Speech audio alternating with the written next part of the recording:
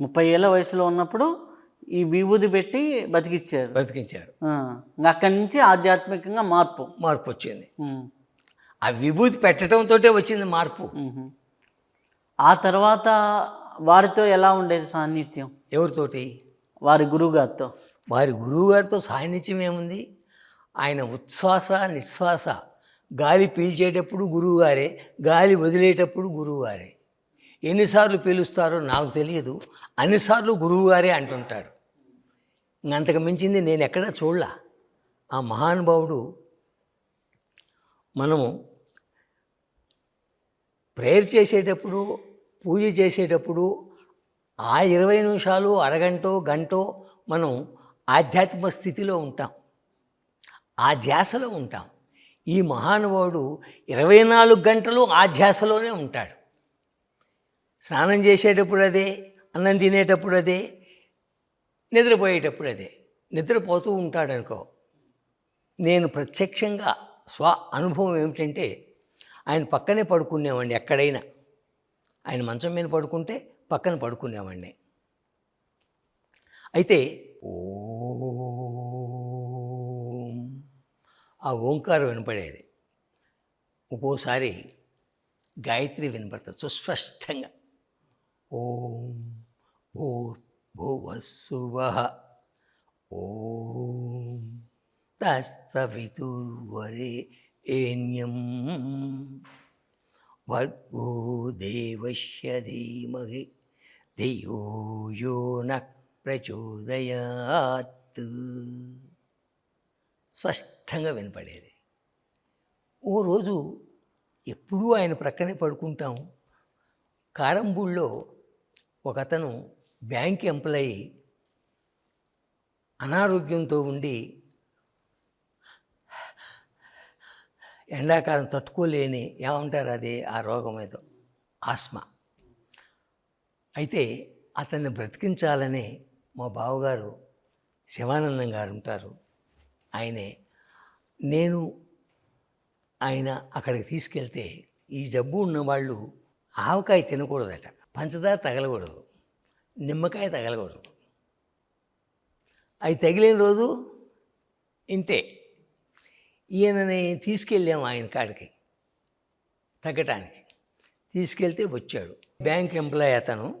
అమ్మాయి తాతగారు ఎండకు వచ్చారని బాగా ఇంత పొడు గ్లాసులో పంచదార వేసి నిమ్మకాయ పిండి బాగా దిట్టంగా తిరగొట్టి తీసుకొచ్చి ఇచ్చింది తాతగారికి. ఏమిటమ్మా బాగుంది, రైట్ అని బాబుగారు మీరు తాగండి నేను భర్తకి ఇస్తాడు. ఇంకా అమ్మాయి గుండె పగిలిద్ది. ఇంక ఇవాళ లాస్ట్ మా ఆయన చూడటం నేను అనుకుంటుంది. ఎందుకో ఈ పడవగా ఎక్కువ అయిద్దా. వద్దు తాతగారు, ఆయనకు పడదు అని అనటానికి వీల్లేదు. తాతగారు ఇస్తుంటే చూస్తూ ఉండలేకపోయింది. తాగాడు శుభ్రంగా, ఆయాసం పోయింది, మేలకుండా ఉన్నాడు. సరే అన్నాళ్ళకు కూర్చున్నారు. అందరూ కూర్చున్నప్పుడు బాబుగారు ఇక్కడ కూర్చో అన్నాడు. పక్కన కూర్చున్నాడు. ఆవకాయ వేయమ్మా అన్నాడు. ఆవకాయ ఆయన వేయించుకుంది కాక ఈయన కూడా వేయమన్నాడు. ఆయన కూడా ఆవకాయ వేయించాడు. ఇవాళ ఆఖరి రోజు మా ఆయనకు అనుకుంది ఆ అమ్మాయి, కానీ ఏమీ చేయలే. హాయిగా సృష్టిగా భోంచేశాడు, పడుకొని శుభ్రంగా నిద్రపోయాడు. ఆయన దగ్గర నువ్వు ఏమి తిన్ను, అది సక్రమం ఉండాల్సిందే, అంతే. అంతటి శక్తివంతుడు ఆ మహానుభావుడు. పో అంటే పోవాల్సిందే. ఏ ప్రాబ్లంతో వచ్చినా సరే. కిడ్నీ వస్తుంది. కిడ్నీ రోజుకి 50 ml వస్తుంది యూరిను. ఈయన బ్రతకడు, వెళ్ళిపోతాడు అన్న రవీంద్రబాబు గారని డిఎస్పి రిటైర్డ్ అయ్యారు, గుంటూరు. సరే వాళ్ళ బావమరిది వస్తుంటారు ఇక్కడికి. ఆయనతో చెప్పా, మీ బావగారిని తీసుకురావయ్యా, తాతగారు తగ్గిస్తారు. తీసుకొచ్చారు. ఒక కారులో పడుకొని వచ్చాడు.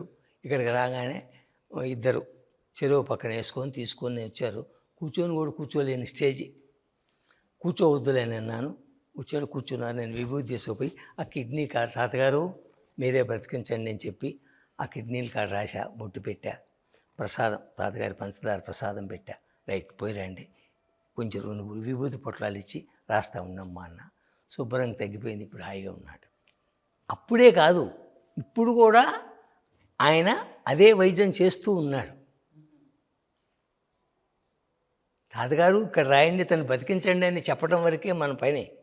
పోస్ట్ మ్యాన్ ఉద్యోగం, ఉత్తరం వరకు వచ్చింది అనుకో ఊళ్ళో, వాళ్ళకి తీసుకుపోయి ఇవ్వటం వరకే ఉద్యోగం, మన ధర్మం.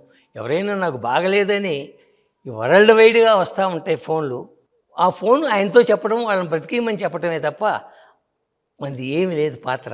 పంచదార పెట్టే ఇది ప్లాస్టిక్ దింది, అదే మనం. పంచదార మహానుభావుడు. అది ఇటు ఆధ్యాత్మికంలో మారిన తర్వాత ఈకే గారు వీళ్ళతో ఎప్పుడు అనుబంధం కలిగింది? మారక ముందు నుంచే ఈయనకి అనుభవం ఉంది. తర్వాత ఈకే గారు పరిచయం అయింది. అది అంత క్లియర్గా నాకు చదువు రాదు. ఏలుముద్ర మనం ఏంది ఇప్పటికేది ఎప్పటికైనా ఆయన ఇచ్చిన జ్ఞానం, ఆయన ఇచ్చింది మాట్లాడటమే తప్ప, మీకు ఇంటర్వ్యూ కంటే ముందు కూడా చెప్పా, మీరు ఏమైనా అడగండి సమాధానం వస్తుంది. మాట్లాడేది ఆయన, సమాధానం చెప్పేది ఆయన, నాకేం సంబంధం లేదని చెప్పా. అంటే ఏ పుస్తకం ఇంతవరకు మీరు చదవాలా?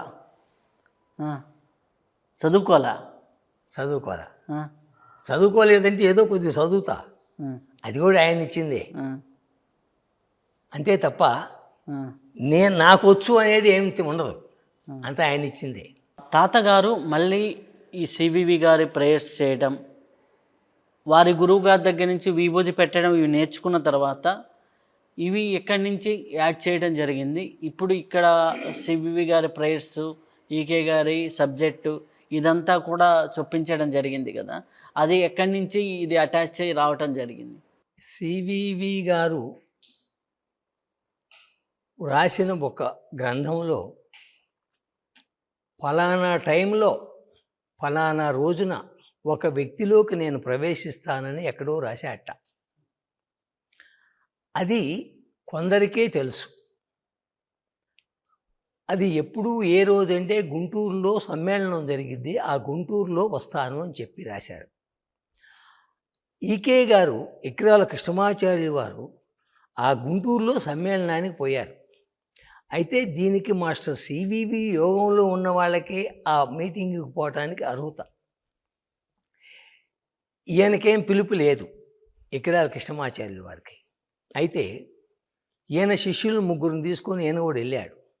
ఆ గేట్లో ఉన్న అతను ఎవరినైతే ఇన్వైట్ చేశారో వాళ్ళ పేర్లు, అది పుస్తకం ఉంటుందంట ఆయన దగ్గరకు, నోట్ చేసుకున్నాడు.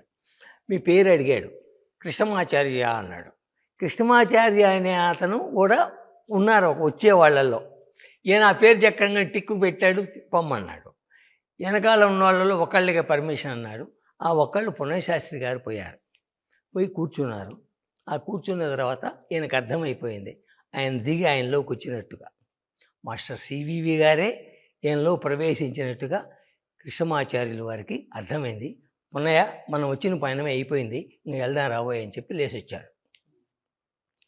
ఆ సభలో తాతగారు కొత్త రామకోటయ్య గారు ఉన్నారు, ఆయన పెద్ద కుమారుడు సుబ్బారావు గారు కూడా ఆయన వెనకాల పోయారట. ఆ రోజు వాళ్ళిద్దరు ఉన్నారు. ఆ రోజు వాళ్ళని చూశారనమాట. వీళ్ళందరూ సుబ్బారావు గారు, పుణ్యశాస్త్రి గారు, వీళ్ళందరూ క్లాస్మేట్స్. అప్పుడు ఈయన కాలేజీలో లెక్చరర్ గారు, ఈకే గారు. తాతగారు ఆధ్యాత్మికంగా ఉన్నారు, ఈకే గారు అలా వచ్చారు దీనిలోకి. పోతే నెక్స్ట్ తాతగారు అనారోగ్యంతో ఉన్నప్పుడు వాళ్ళ గురువు గారి దగ్గరికి వెళ్ళాడు, తిరుపతి వేటూరు ప్రభాకర్ శాస్త్రి గారికి.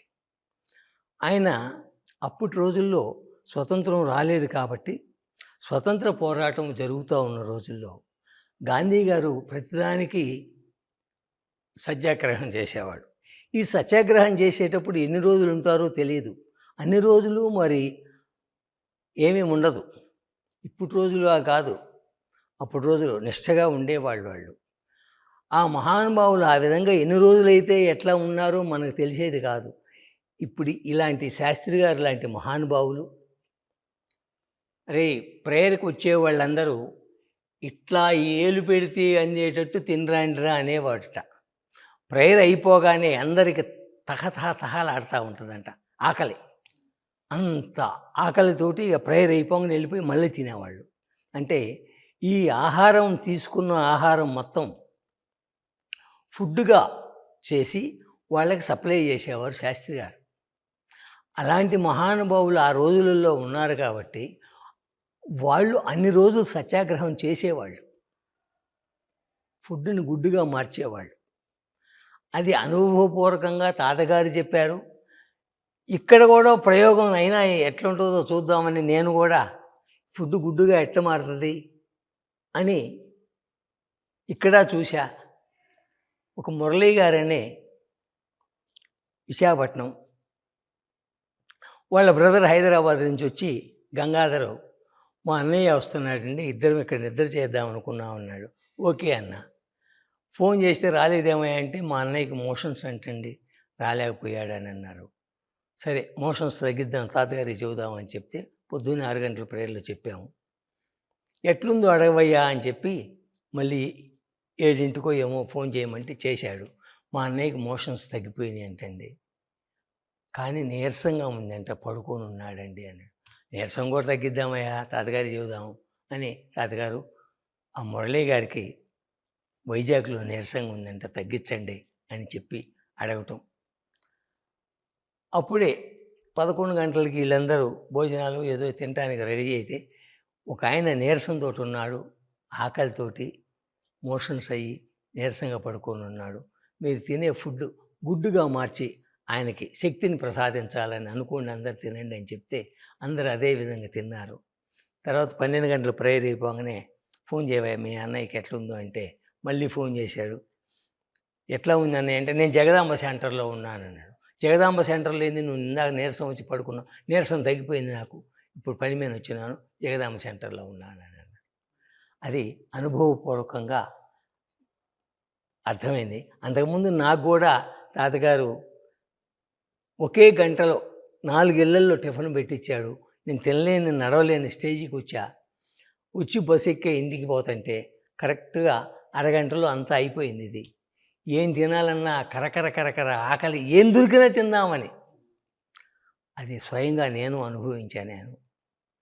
ఆ గుడ్డు సప్లై చేయటం అనేది, మన దగ్గర నుంచి ఇంకొకరికి పంపించటం అనేది, తాతగారు ఇప్పుడే తిన్న తాతగారు నేను తినలేనని, పంపిద్దాంలే బాబు గారు ఎవరికన్నా అన్నాడు. అది పంపించాడని నాకు తెలియదు. ఫుడ్ ఎట్లా పంపిస్తారు అనుకున్నా నేను. ఆ పంపించటం, ఆ ఆకలి తట్టుకోలేకపోవటం, ఆ అనుభవం ఇంకా బాగా గుర్తు, కళ్ళ కట్టినట్టుగా ఆ మహానుభావుడు చేసే ప్రక్రియ అది.